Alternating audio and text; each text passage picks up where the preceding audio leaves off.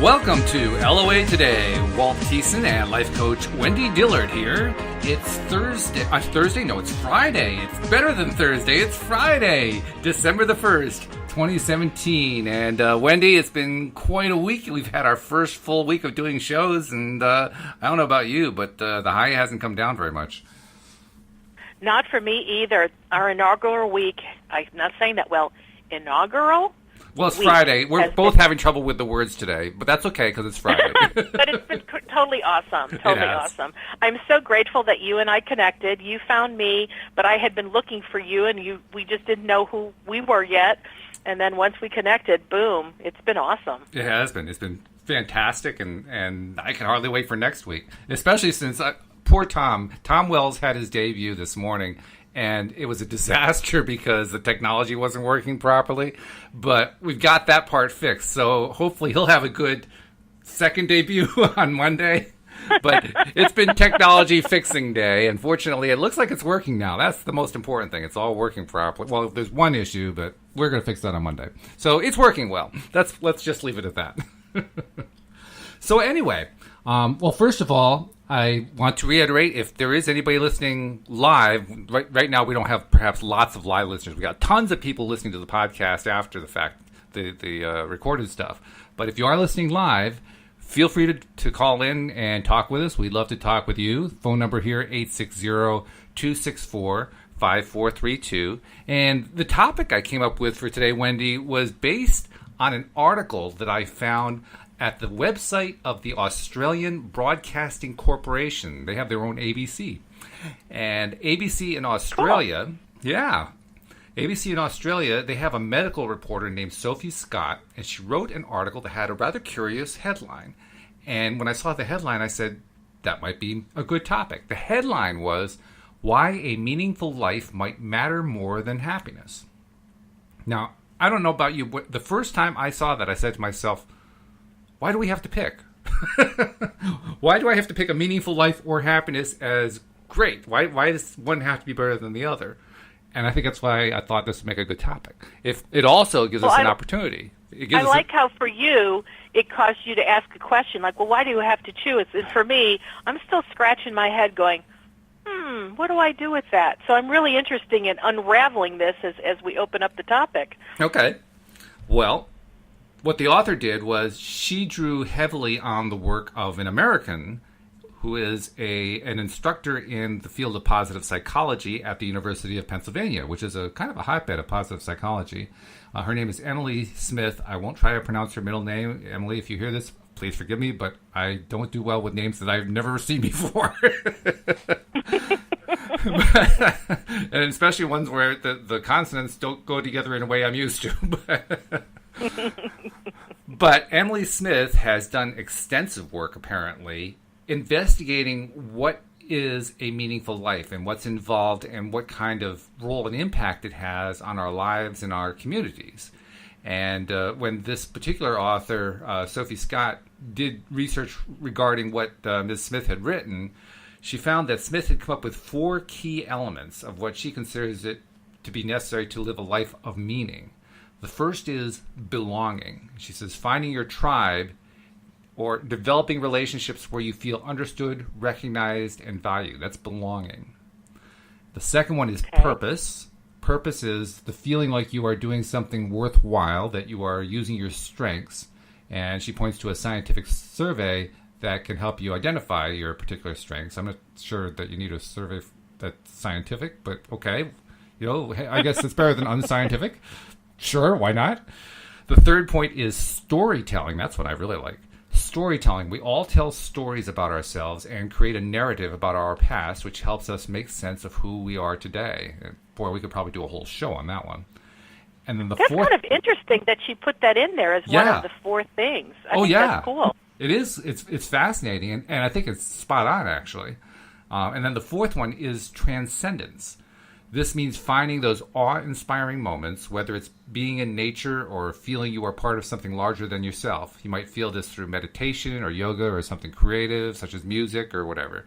So those are the 4 cornerstones, so to speak: belonging, purpose, storytelling, and transcendence. And those 4 pieces make up a meaningful life, according to Dr. Smith. I presume she's a doctor.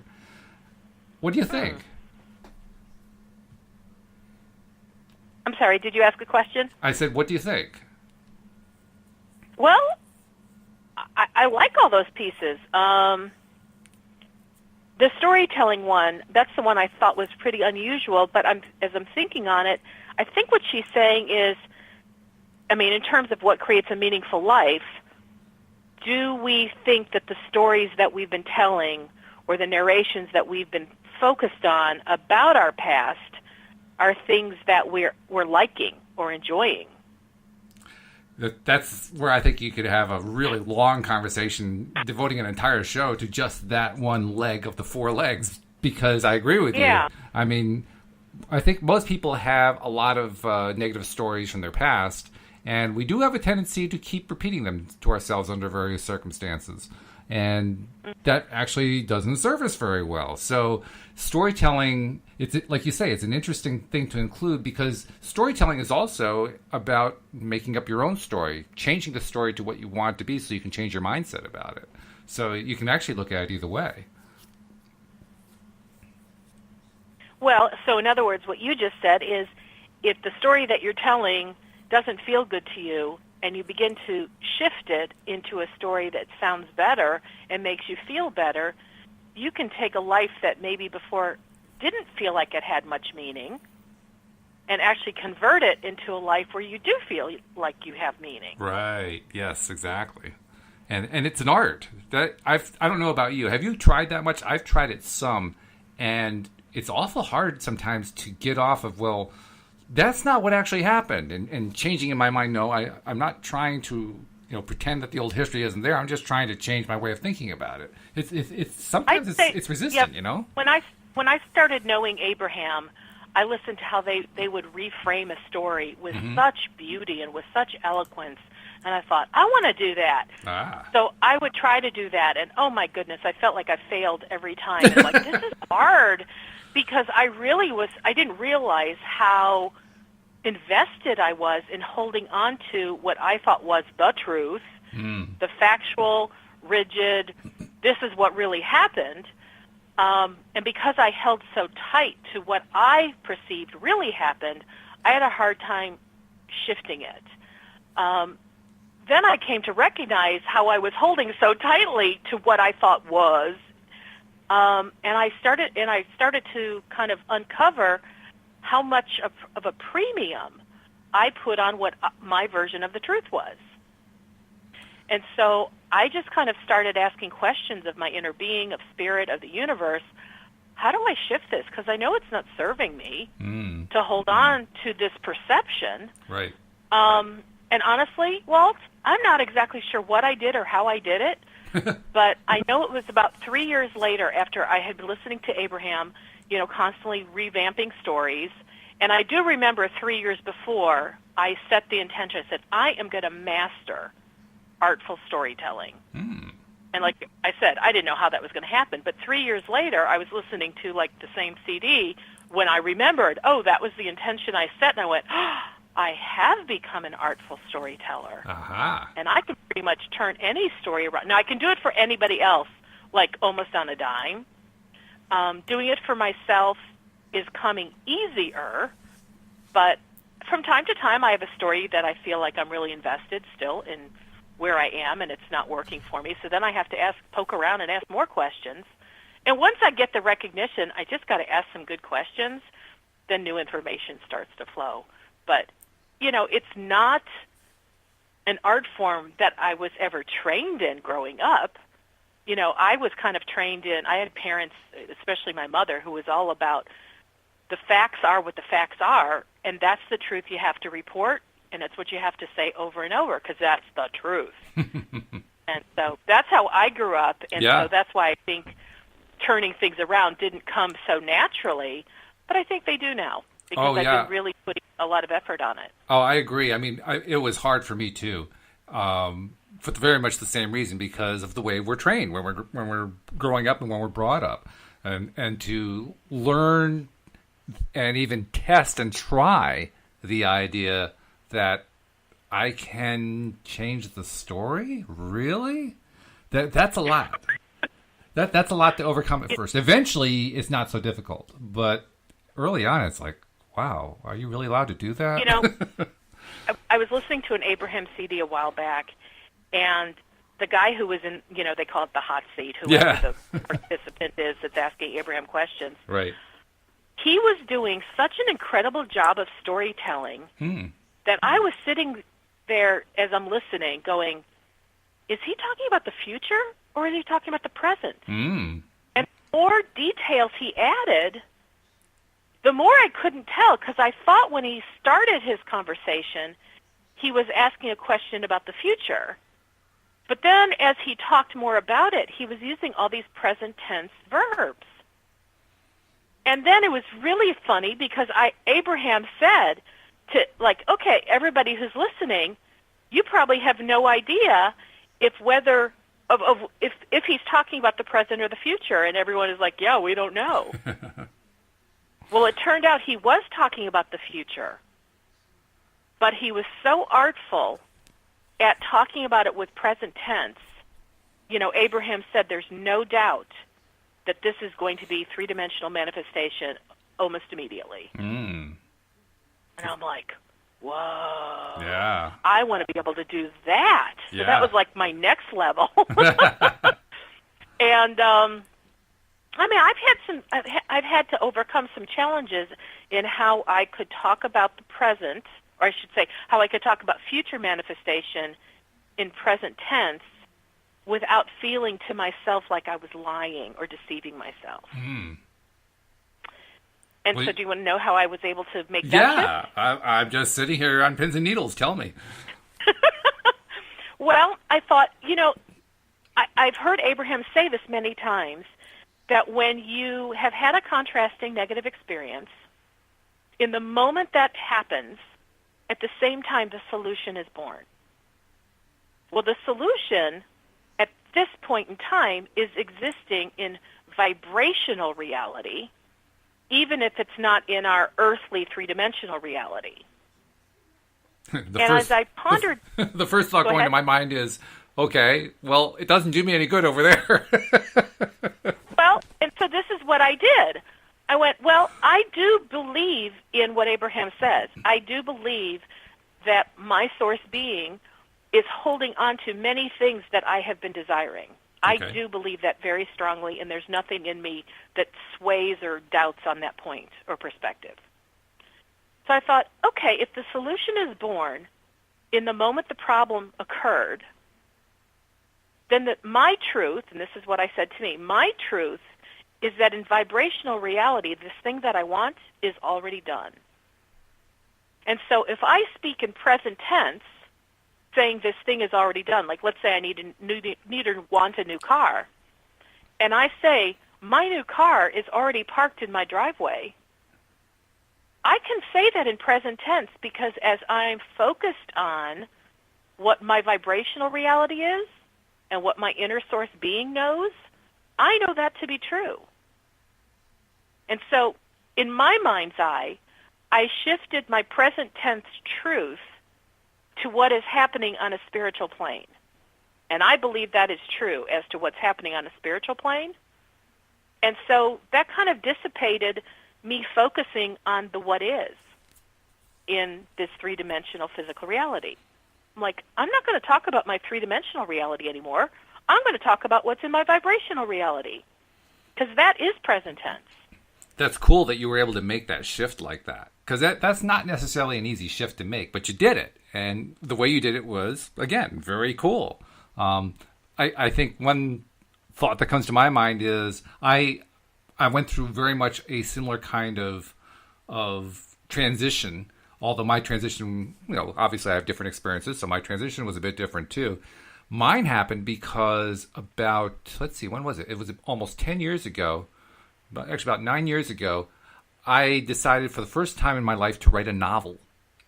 And I won't even go into why I decided to do it. It was politically based, and I've been since then trying to move away from politically oriented anything. But that was what my motivation was at the time. And it was actually a really good exercise because I didn't want to write it as a nonfiction book. I mean, I figure there's plenty of self-help type and, advice books and all that out there. I wanted to write it as something that would be entertaining fiction. So I sat down to write, and I realized I didn't know how to tell a story.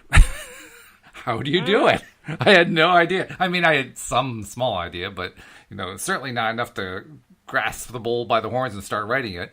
I tried writing a couple paragraphs, and I looked at it and I said, well, that's just crap. Just not very good at all. Fortunately, I had an ace in the hole. My ace in the hole is my sister, who was a theater major when she was in school and has always been a major student of drama and literature and the arts in general. And so I said, well, PJ should be able to teach me how to write a story, how to write fiction. So I called her up, and she said, sure. And we had a long conversation, and she explained to me how you put together the storyline and how you outline stuff, and you're building your characters and how you build your conflict and your resolution, and how important it is to do actions instead of everything is about this is, because that's boring, and a whole bunch of stuff like that. And after we'd had actually a few conversations, but it was one really main one that was the biggest difference, I sat down and started to try it again. And the second time that I tried to write the stuff, it was better. It still wasn't fit for human consumption, but it was a lot better. And I just kept trying to rewrite it. And then I would share stuff with her, and she'd say, well, okay, this is where it's not working, and here's why it's not working. And we just kept working through it over and over again. Finally, one day, I was about maybe a quarter to a third of the way through the story.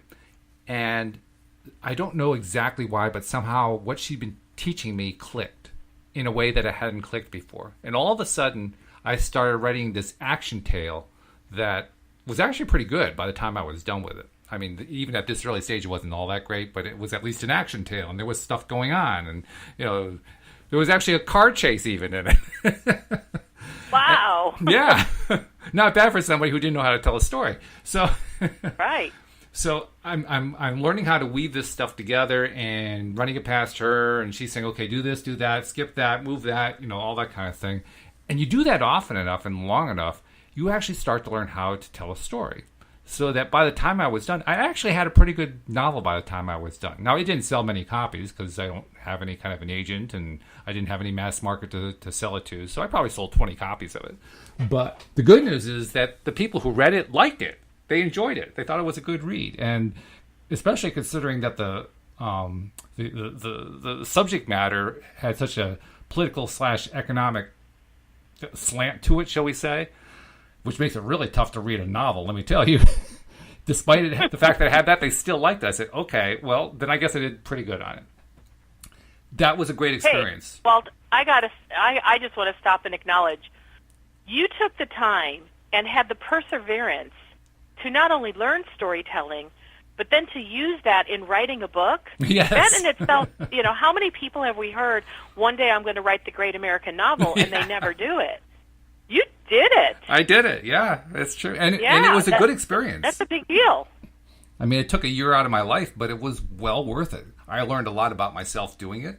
I learned that there are holes that existed in my self-perception, my sense of self that I didn't know were there, and I've been working on those since then. I mean, I learned a lot about how other people think, because when you write a story, you need to write it so that it will appeal to them from their sensibilities. So, I mean, I learned a lot about myself and how I relate to the rest of the world just by doing that exercise. Plus, I learned how to write a story. Now, that to me is a very valuable year. Oh, yeah. And so my question is, what is the meaning that you choose to put on that year of your life? That was the year I learned how to tell a story. And that's a very short sentence, but encapsulated in that sentence is a whole lot of feeling of accomplishment. Well, since we're talking about having a meaningful life in this part of the conversation, I wanted to tie it back to meaning, because I was hearing from you that there was a lot of meaning in there that maybe you hadn't really stopped to just unpack and acknowledge. Yeah, it takes a while. You can't actually unpack it all at once. It happens over time. But yeah, there was a ton of stuff. I'm sitting here saying, how do I chronicle all of it? And I can't. There's not enough time in the show. But but yeah, it almost sounds trite to say it, but I just learned so much out of that experience. Well, what matters is, did you have fun doing it? I did actually. There were times when it was not fun. There were times when writing is a drag.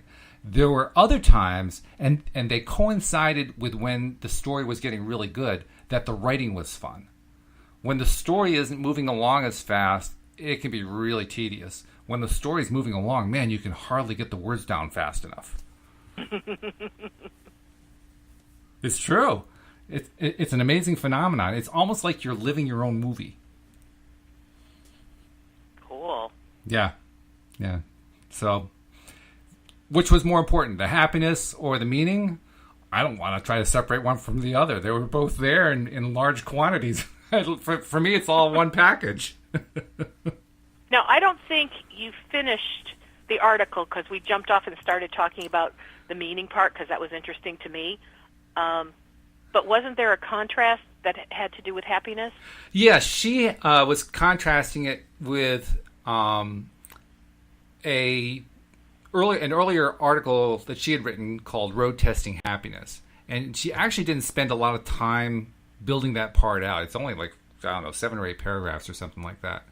But what she concluded was pretty much what we concluded. I mean, she says, but maybe focusing on these 4 pillars of meaning is just as important as the previous paragraph, which says, as the scientific studies show, being happier can help you live longer and healthier. So she's saying they're both important. And I agree. I think they are both important. I think they actually are almost inseparable. Yeah, I'm kind of thinking they're very much the same. And you could maybe even say, a happy life, includes these 4 things. Yeah. And kind of all comes together. But, happiness to me is creating meaning in your life. I think point 2 had to do with purpose. What do you find in your life that is worthwhile? Mm-hmm. Are you doing the thing that, I liked how the author put it. It had to do with, are you using your strengths? Right. Yes. Which I'll jump off and say something I learned about strengths, which I found was really fascinating. Okay. I was reading a book by the guys that do the Gallup poll. Yeah. It's called Strength Finders, I believe is the book title. Okay. And in the book, there's a quiz. And online, you do the quiz, and then you get your response. And it's it names out of, I don't even know, 40, 50 different categories what your top 5 strengths are. But what the most fascinating part was, as I was reading the details of, what composes your strengths, I realized that I had always thought your strengths were the things that you were good at. Ah. I mean, don't you think that's what most people, do you think your strength is what you're good at? I think on one level that's true. I think on another level we often don't even realize what our strengths are, and so we don't always think of them as things that we're good at. I think there's certainly a lot of parallel between them, but I don't think they're necessarily the same. Well, so I had just always thought a strength, when you think of strengths or weaknesses, it's what are you good at versus what do you need to improve upon? Well, the authors in this book considered your strength was something that when you did it, you felt energized. Yeah, I like that. And your, quote, weaknesses are the things that drained your energy. Yes. So that concept in itself really got my eyeballs to go, whoa! So then it suggested a little test, which I decided to do because this really had my attention. Mm-hmm. And so for a week, every time during the course of my week, I did something that I could tell really energized me. I would make note of it. And likewise, every time I did something that really drained me, I made note of it. And then the idea is, after a 5 or 7 day week, you analyze the data and see what you have. Okay. What'd you find? I was shocked at my results. Okay. Because at the time I was working a day job, and so that's where I was writing stuff down. Mm-hmm. I had one experience that energized me. Really? And I had one experience that drained me. So I think the natural question is, what about the rest of the time? I was just wondering what happened the rest of the time. Well, what I assessed for myself was I was doing stuff I was really good at, but it neither energized me nor drained me. I felt like I was an automaton. I was just a robot doing a job. Oh, yeah. Actually, I can identify with that. Yeah. And I mean, that was really kind of my first clue. Like, maybe this is not the place for me to stay. Right. Because, based on what we're talking about, like these 4 cornerstones, I wasn't really feeling like I was really being contributing anything that was worthwhile, or maybe I was to my company, but certainly not to me. Right. Which is actually more important in some ways. Go ahead. It's actually more important in some ways because, yeah, the company perhaps gets some value out of it, but if you're not getting value out of it, it's really not a good trade. I mean, even if they're paying you for it, if you're not getting what you need out of it, money only goes so far, I know it's a strange thing to say. That was kind of what I concluded. I went, I don't know that this job is really giving me enough for me to continue to stay here. Yeah.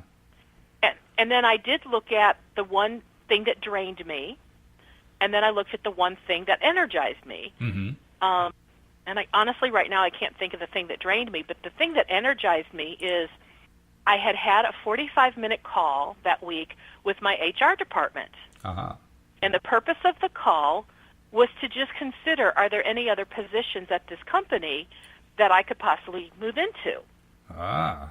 And I was very aware that how the whole conversation went, we were talking about my strengths. We were talking about what makes me light up.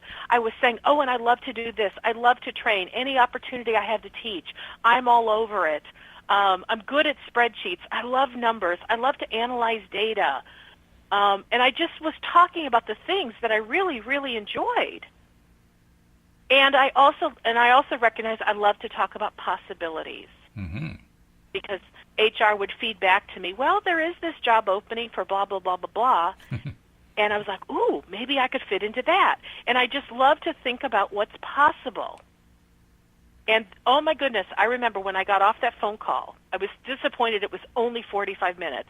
I was on a high for like 2 hours. Wow, yeah. And I'm like, I mean, talk about being energized. This was excitement to me.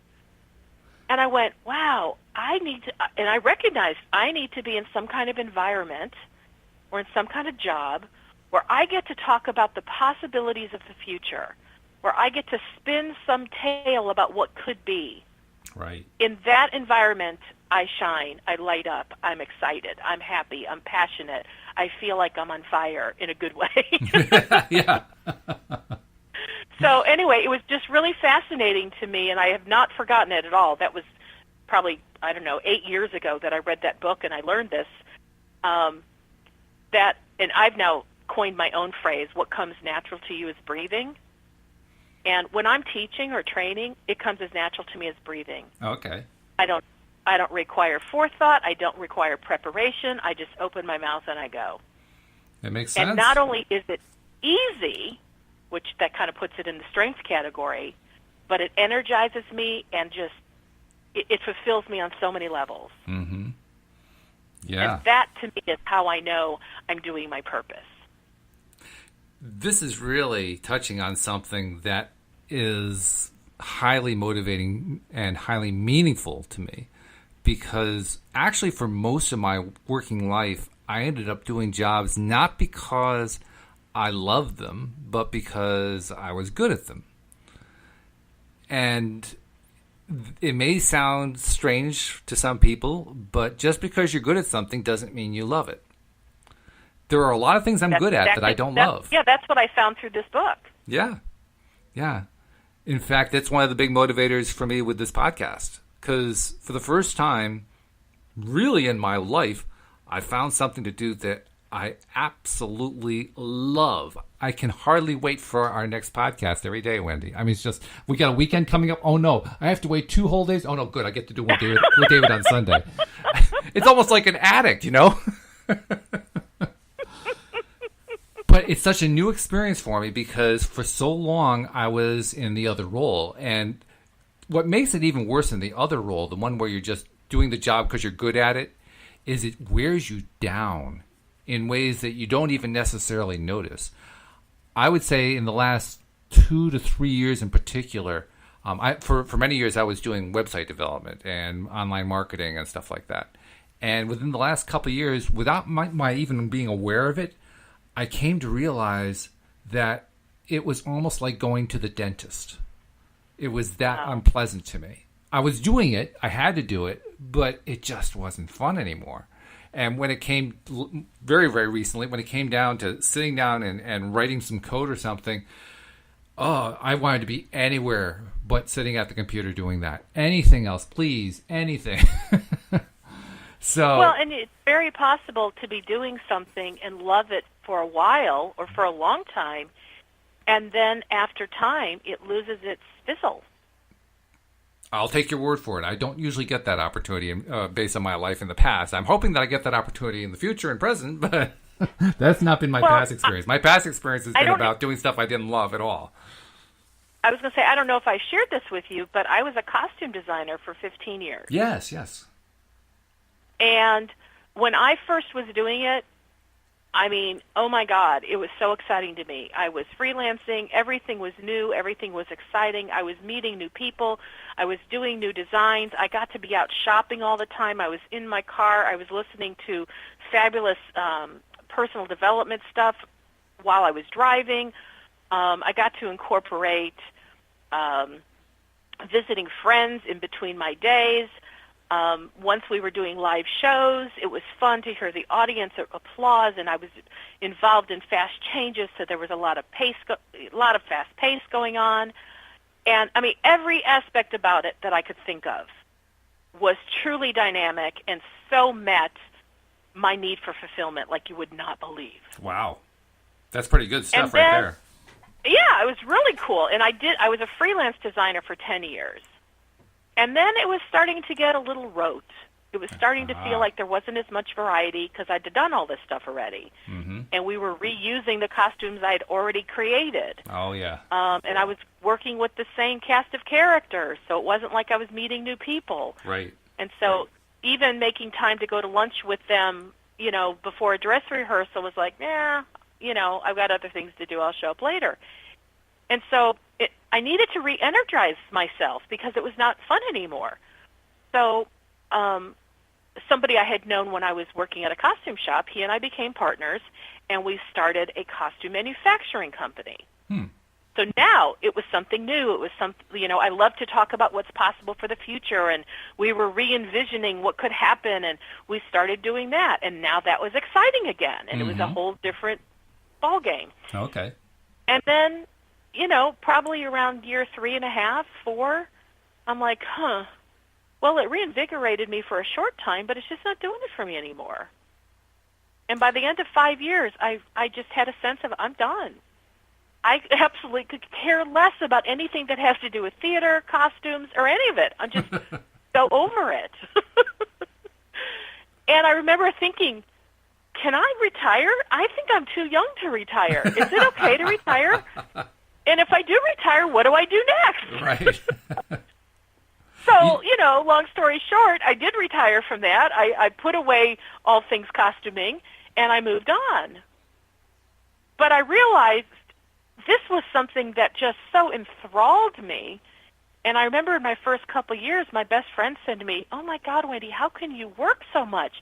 You work day and night. And my response was, I don't work at all. Yes. It's all play.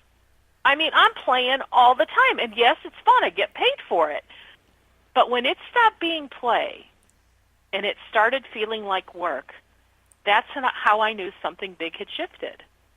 And so I have had that experience of doing a thing I was good at and loving it and having it be so fun I would do it even if I didn't get paid, to the point that I was still getting paid, and there was no amount of money that was worth it anymore. And that actually makes a lot of sense. It brings to mind an old cliche, variety is the spice of life. And I would say we just need to modify that a little bit and say variety is the spice of play. You see what I mean? Because when we play, especially if it's free-form play, the moment that what we're playing isn't interesting, we just start playing something else. We don't mess around, right? It's not like, oh, I have to keep playing with these wooden soldiers, so I'm going to keep doing that. No, that's not the way play works when you're a kid, certainly. And even when you're playing with something as an adult. If you're not into it, you just change what you're playing to something else. You play with whatever the next interesting thing is. That's the nature of play. So play depends upon the spice, upon the thing that makes it interesting. And once the spice is gone, then you find some new spice with some new play. Mm-hmm. Yeah. And that's what you've been doing, and which is fantastic, by the way. I mean, to be able... Yeah, and I'm in another transition in my life, looking for the thing that will give me that same level of satisfaction or greater than when I was in my early costuming days. Because that just my heart was singing all the time. I could wait to wake up and start the day again. And I stayed up as long as I could until literally my eyeballs could not stay awake anymore. Now, granted, I was also in my much earlier years in my life, and I don't believe in age, but I was at a different point where what I recognize now is I've lived so much more of life that my filters for selection have shifted. Right. You know, I did a lot of things to experiment with, well, would I like this? Would I like that? Well, I don't experiment quite as often because things that come into my world, now I can decide I don't want to experiment or go down that road. I've already done it, and yes, I like it, or no, I don't. What we're actually talking about here is being a play expert. I started to say that you were a playaholic, and I said, no, that's got too much of a negative connotation to it. But I'm a masterful playster? I don't know. Playster, yeah. I like that. A playster, that's good. Yeah, let's make up some words today. Sure, we'll make little name badges. Playster, you know. Well, you know, happy had been my word for a good while, and it still is. But, you know, I like the idea of incorporating the word play and having that be something I focus on, because I know whatever I focus on, I attract more of it into my life. Right, yeah. And when I started hanging things all around my house that had the word happy or happiness, my happiness quotient increased. And I'll tell you, I could do with some more play. I really could. So I think I'm going to take that and I'm going to start focusing on the word play and see what shows up. Okay. You know, as you said that, be playful. I'm sure, yes. And as you said that about how you put, you know, the words around the house and so forth, it made me think of something that I keep thinking of to do and I haven't done it yet. By golly, I got to really do it. I wanted to get a bunch of photos, you know, find a bunch of photos online of young faces, smiling, happy faces, and even not quite so young, but smiling and happy, because it's really the smiling and happy part that I'm looking for. And then have those all printed up and put those all over the walls of my office, so that every day when I come in, I see all these happy, smiling faces smiling at me. Because I have a feeling it's going to have the same kind of effect as your words do. Yeah. Now, why haven't I done that? I don't know why. I'm thinking that's even more effective than having the word smile or the word happy. Kind of, yeah, because it's visual. I mean, when I see someone smile, I can't help but smile back. Oh, yeah. I think it's a normal human reaction, really. In fact, I found that out. I'm smiling right now. I can't help it. It's like almost every day when we're doing this show, it's like my smile muscles actually hurt because I've been smiling the whole time we're talking. Yeah. Well, that's how you know that you're in a good zone, because your smile muscles hurt, so the vortex is really high. The vortex is smiling back at me. Well, I was telling you the other day how I was taking a walk and I was listening to the tunes and I was feeling really, really good. And I was looking at other people and they were giving me these big grins back, so I knew I must have a smile on my face. I wasn't aware of it at the time. But it goes to show you have an effect on other people, and all of a sudden, oh my goodness, everybody's smiling at me. Have you ever walked around a mall and purposefully attempted to influence other people to smile? I have not, but then again, I haven't been in a mall in about 5 years. So Okay, so forget the mall. Go to the grocery store. Go to Best Buy. Wherever you're out and about. I have had so much fun when there are some days I just get in a mood. I get out of the car and I go, I'm going to get 5 people to smile at me. Mm. And the ones that are the most difficult, I just set this. It's like I can tell they are just in a grumpy, grouchy. They don't want to put a smile on their face mood. And if I can't get it, that's okay, and I move on to the next person. But I just have such a desire to put a smile on their face, not because I want it for me, but I know that when they smile, they get to feel good.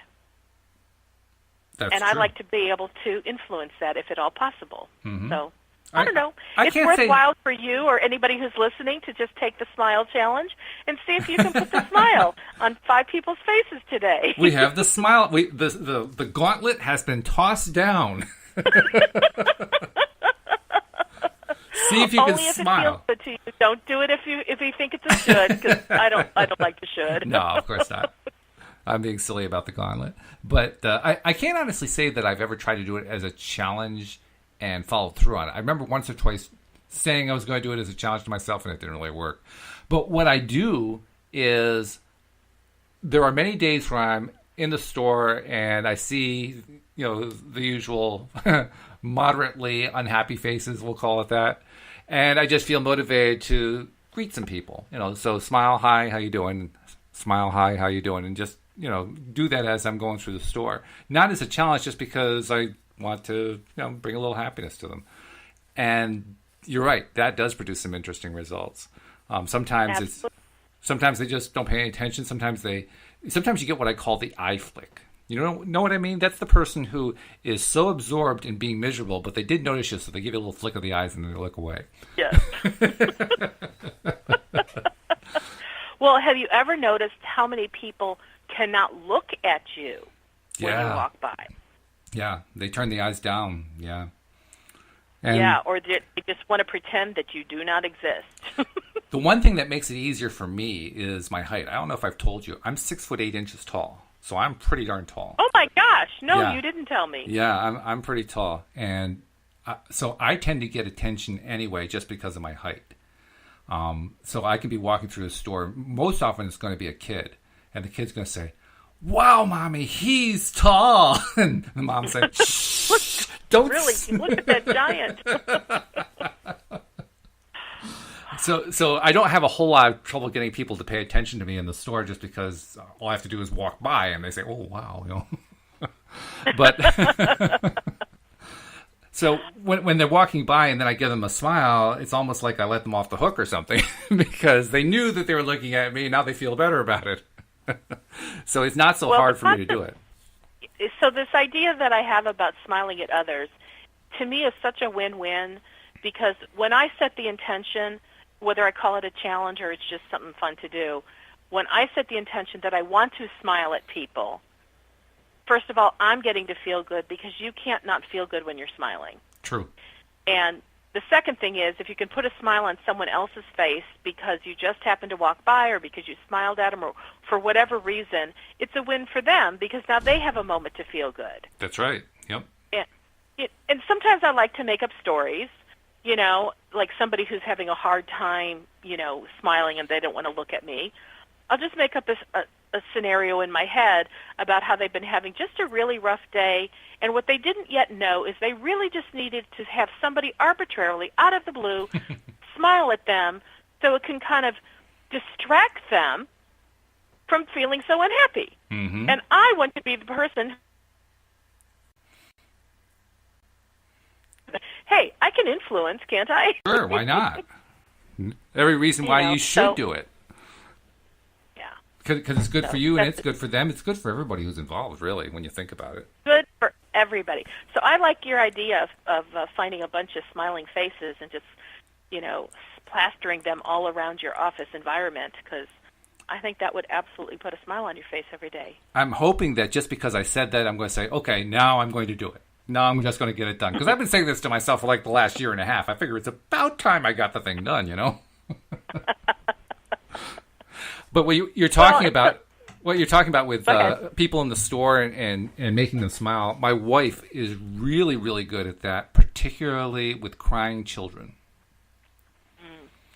She has a knack. And we could be like, you mentioned the grocery store. We could be at the grocery store in the checkout line, and in front of us there's a frazzled mom and their kids in the cart and a little seat in the cart there and crying, and nothing that the mom can do settles them down and so forth.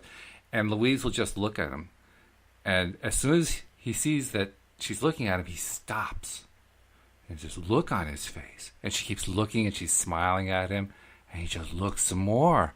And within seconds, he starts to smile. And the mom is saying, oh, thank God. Louise is so good at that. It's just, and she can do it with a kid who, not just the kid who's like right next to us, she can do it with a kid who's like 3 aisles over.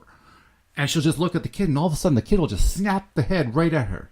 It's amazing. I've never seen anything like that.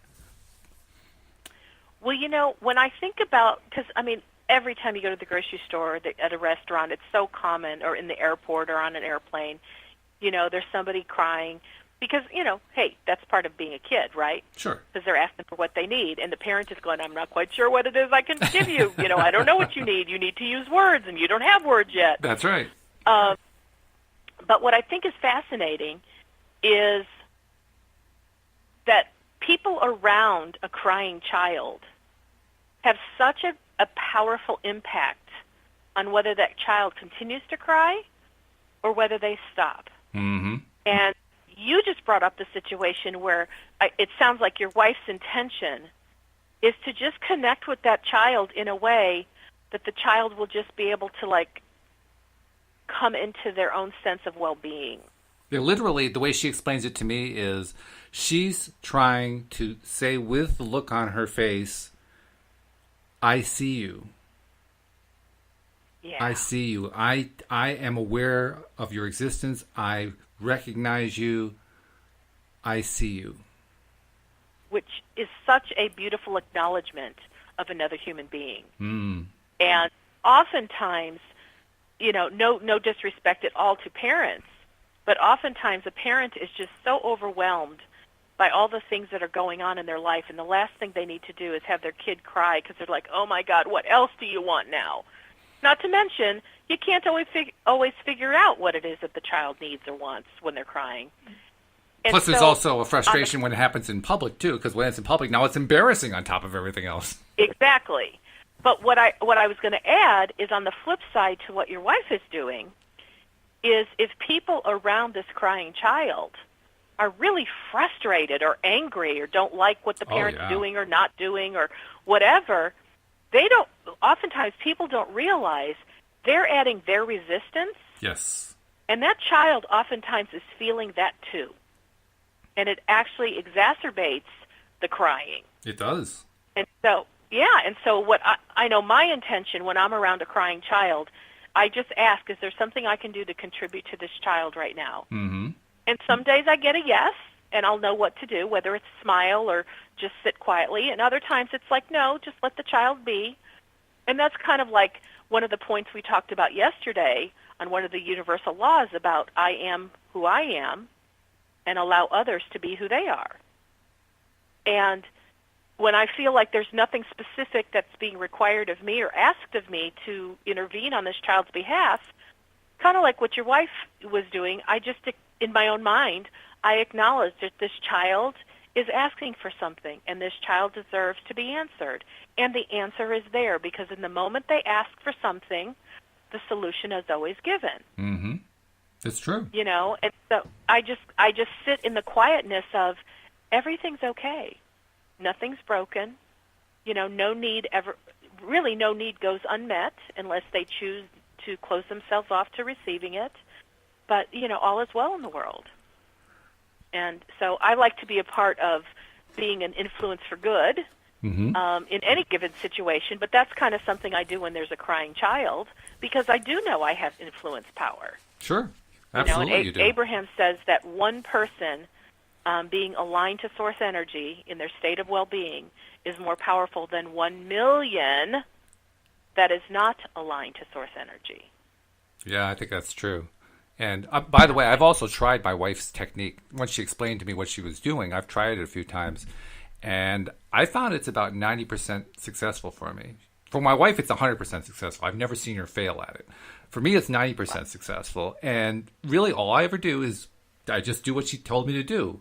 See the child. And so I'll be looking at the child. I'll put a smile on my face, open my eyes wide, and just wait for the child to see me. And when the child sees me, 90% of the time, he or she just stops. It's like they forgot what they were doing. They forgot they were crying. What were they crying about? They can't remember.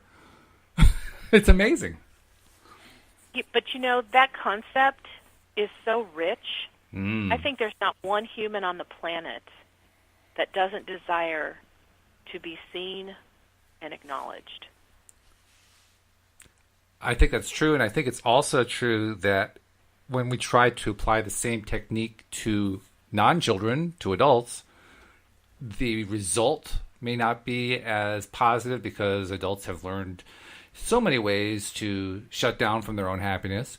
But even then, the breakthroughs still happen at a pretty good clip.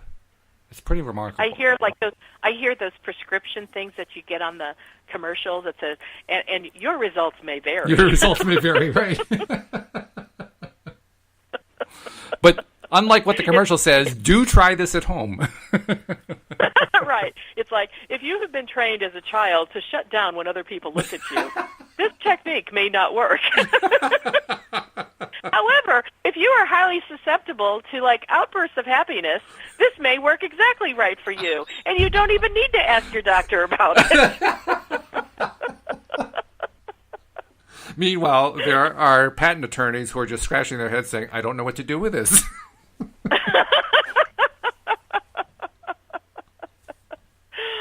Oh, my goodness.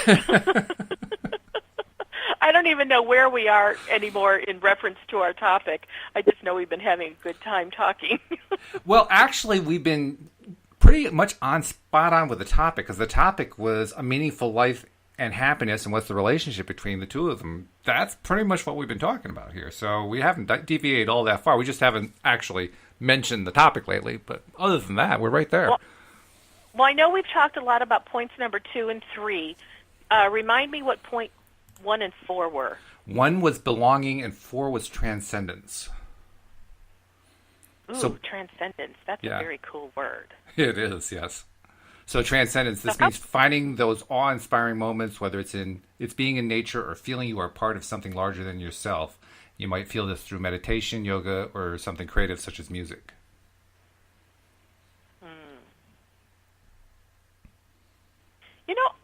I feel like I have many transcendent moments because I have lots of ahas. I have lots of awe-inspiring, oh my gosh, this is so incredible.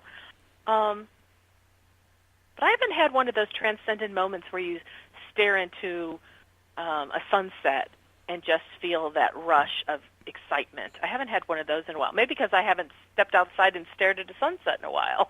You're actually describing one of my favorite activities. Not so much sunsets, but beautiful outside weather. Well, actually, I guess that's where the weather is, isn't it? It is. Yeah, I've never mastered bringing the outside in. It's probably not a good idea. Stay outside. Well, I mean, when the fog gets all over the furniture, forget it. I mean, you never get it out. Yeah.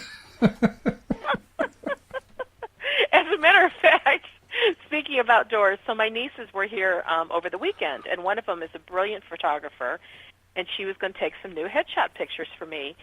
And her specialty is doing things outdoors, and she's so fabulous with knowing the lighting and whatever. And she said we don't need to go until 4:30, and I'm like, well, won't we lose the light? She goes, that's the exact light that I want to capture. I'm like, okay. So I took her lead.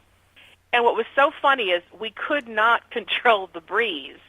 Oh. And my hair is so fine anyway that my hair was going every which way. And fortunately, she's like, I'm just going to keep snapping the camera. If you need to move your hair out of your face, it's totally okay.